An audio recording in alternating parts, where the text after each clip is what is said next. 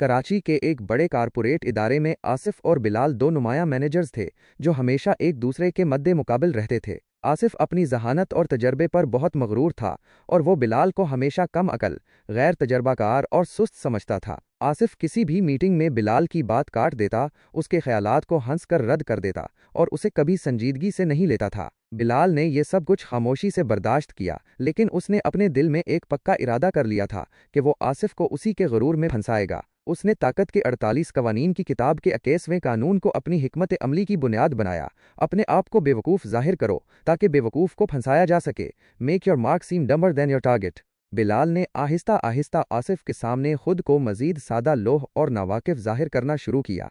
वो जानबूझकर मीटिंग्स में ऐसे सवालात पूछता जो आसिफ को इंतहाई आम फहम लगते थे। वो किसी भी पेचीदा मंसूबे की तफसीलात पर ऐसे जाहिर करता जैसे उसे कुछ समझ न आ रहा हो और अक्सर आसिफ से वजाहतें तलब करता। आसिफ भाई, ये डेटा तो मेरे सर के ऊपर से गुजर गया, वो मासूमियत से कहता। आप ही बता दें क्या करना है। वो कुछ फाइल्स में छोटी मोटी गलतियां भी करता ताकि आसिफ को इसकी अहलियत पर मजीद शक हो जाए। आसिफ उन हरकतों से मजीद मुतमईन हो गया कि बिलाल वाकई उसके मुकाबले का नहीं और उसका गुरूर बढ़ता चला गया। उसे लगा कि बिलाल एक बेज़रर हरीफ है जिसे आसानी से हराया जा सकता है।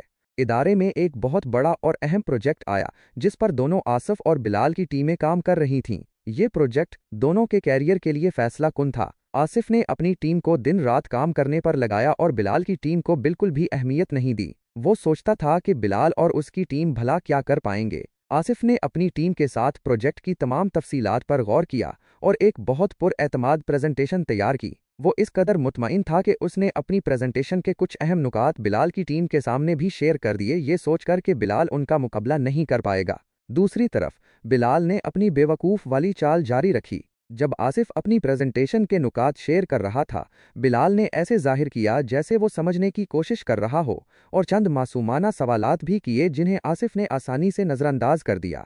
हकीकत में बिलाल इस लम्हे आसिफ की प्रेजेंटेशन के खामियों और कमज़ोरियों को नोट कर रहा था और अपनी टीम के साथ मिलकर उन खामियों को अपने मंसूबे में दुरुस्त कर चुका था।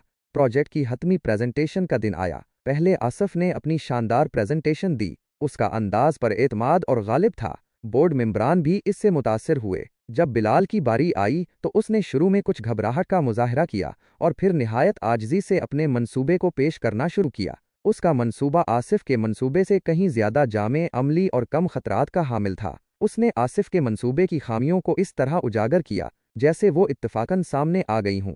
उसने चंद ऐसे नादानाना सवालात पूछे जिनका ताल्लुक आसिफ के मंसूबे की अहम कमजोरियों से था, जिससे आसिफ बेचैन हो गया।